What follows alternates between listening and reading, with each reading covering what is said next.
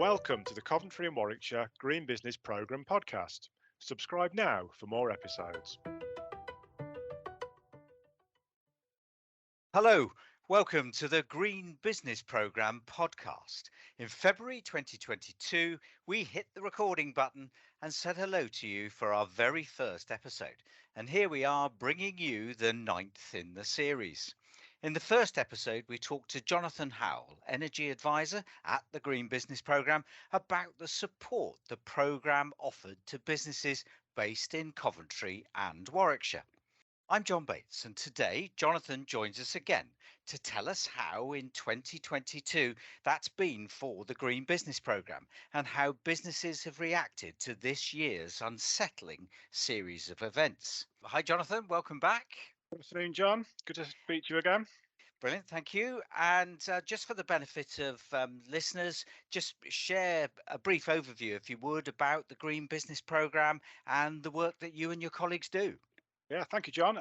So just to go through what we do and how we operate, our programme started in 2016, and essentially we're all about giving support to the SME business sector in Coventry and Warwickshire, and we're all about energy efficiency, basically, which of course at the moment is very, very topical. So the support that we offer to business is effectively twofold. Firstly, we engage with businesses and we give them advice on how to be more energy efficient and reduce their consumption. To do that, we offer free on-site energy audits where we'll work with the business, look at their current energy use to work out a baseline. And we're all about identifying areas where they can improve their energy efficiency and reduce their use. So it's not rocket science, honestly, but we're looking at things such as LED lighting, improved insulation, improved heating, better machinery, and then also the nice new shiny renewable things such as solar PV panels and heat pumps. So we'll work with the business on site to look at that, and then we'll give them a report, which again is free of charge.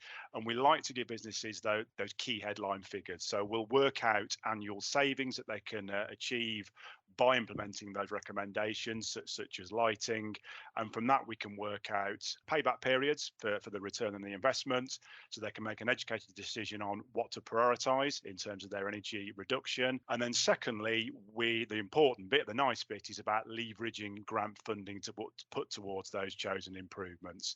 So typically we can give up to 40% towards the capital cost of the improvement measures. And it works to try and get that project off the ground, basically, and reduce that payback period. So our time is free, and the grant is that. The grant is a grant. There is nothing to repay. So it's basically a win-win for our business community. Jonathan, rather unexpectedly, the first quarter of this year arrived, frankly, with Europe going into an energy crisis following the beginning of the war, sadly, in Ukraine. How have businesses reacted to the crisis? Have you seen a spike in businesses seeking support from the programme? Absolutely. We've seen a steady increase in interest in the programme, certainly lots more calls and lots more interest and lots more engagement, which is great for us because obviously we know it's tough out there. We do feel for our business community, and we're glad that we're actually able to help them, basically. So we've seen that the main interest in the programme driven by obviously the rate rise. I mean, as we all know, it's been pretty bad out there at the moment. I mean, I've seen some rate rises by at least a tenfold increase in energy rates for some businesses. And that's having a massive impact on the viability of businesses and on their bottom line. So it's good that we can help and give people tangible and free advice moving forward. What we have noticed, though, of course, if you work it from a simple mathematical point of view, rates are increasing, but that then means that the payback periods for our recommendations have decreased considerably as well. Simple mathematical formula, basically. So we're seeing things like LED lighting and solar panels. They're effectively now almost a no-brainer. We're seeing paybacks of less than a year for lighting and 2 to 3 years for solar because of that increase in energy price rise. So if anyone's out there listening, engage, get involved with us. We are here to help sort of combat those energy hikes. So without wanting to make light of a very, very serious situation, quite clearly every cloud has a silver lining. Yes. So how many businesses have you supported this year? Perhaps, that context around the numbers of grants that you've given out. Yeah, I've got some nice some headline figures for you.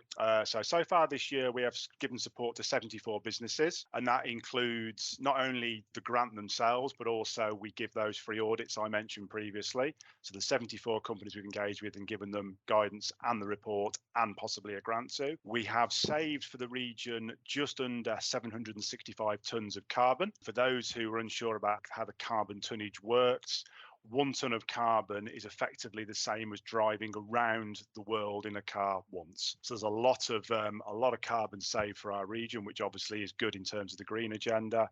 And we have so far offered 63 grants out to our business community, totaling just under £750,000 of support. So quite a considerable amount of support there for our business community.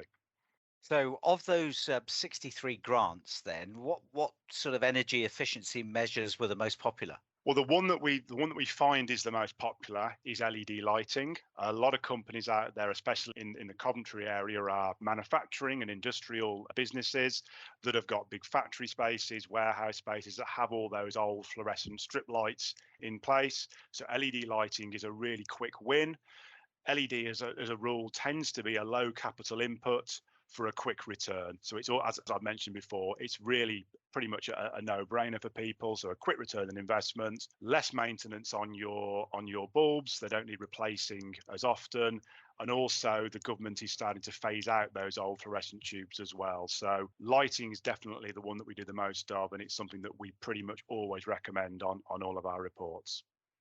Okay, so you've talked about the repayment periods decreasing considerably because, of course, the cost of energy has gone up so considerably. Everybody understands that and everybody's looking to save money. So what does that look like for the people that you're working with and the businesses you're supporting? What's the sort of the average saving or indeed the biggest saving? Savings vary because, of course, every business we work with is bespoke in terms of their energy usage and their size. But as a rule, the largest savings we see are associated with installation of solar PV. I worked with a business sort of 4 or 5 months ago now down in the Leamington area, and I've got some headline figures here which sort of perhaps show people that are listening how effective solar is, basically. So I worked with this business where their solar investment was £175,000 for their solar array on their roof. We gave them a £35,000 grant towards that investment. The energy savings on there, though, were £45,000 a year for the business. So really, really big savings.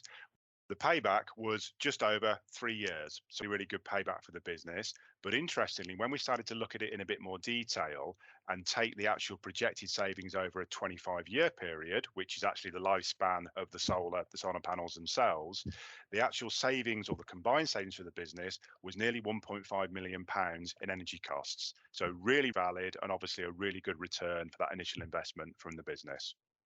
So Wow. it's a really, really, really good thing to look at. Grant or no grant, that's one of the things that we obviously promote, and that would obviously be one of the main things we push in terms of saving a huge amount of carbon and a huge amount of money for each business. I mean, clearly there's a compelling argument sort of on the financial side. You've just explained that. But there are lots of challenges that businesses face. So achieving net zero probably sounds like an enormous task as far as some businesses are concerned. So just tell us about some of the challenges.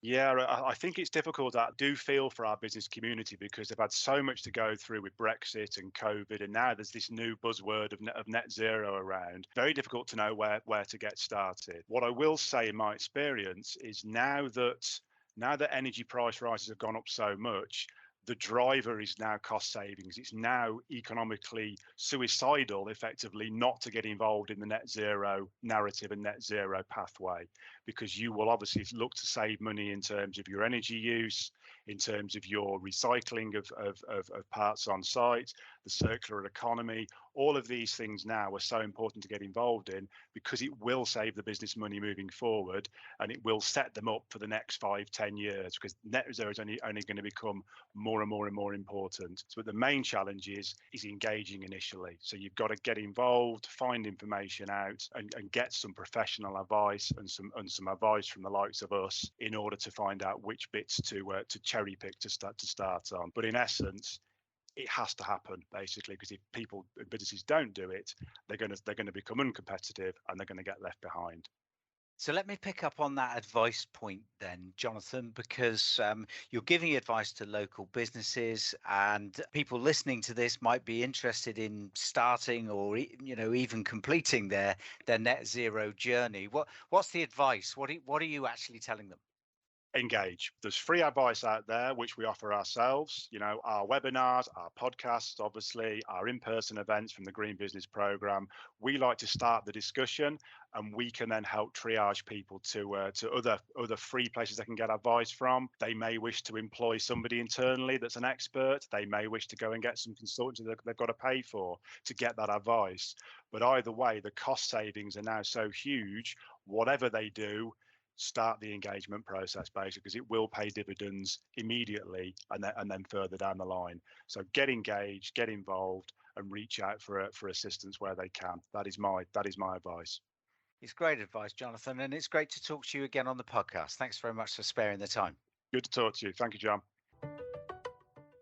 Please use the link in the description which accompanies this podcast and let us know if you're interested in accessing the Green Business Programme or becoming a member of the Green Business Network. The network allows businesses to come together, share ideas, promote energy, resource, waste and water efficiency, as well as engage on low carbon, environmental and green sustainability initiatives. The network is free to join and open to everyone. The Green Business Programme is part funded by the European Regional Development Fund and delivered by Coventry City Council, Coventry University and Coventry University Enterprises.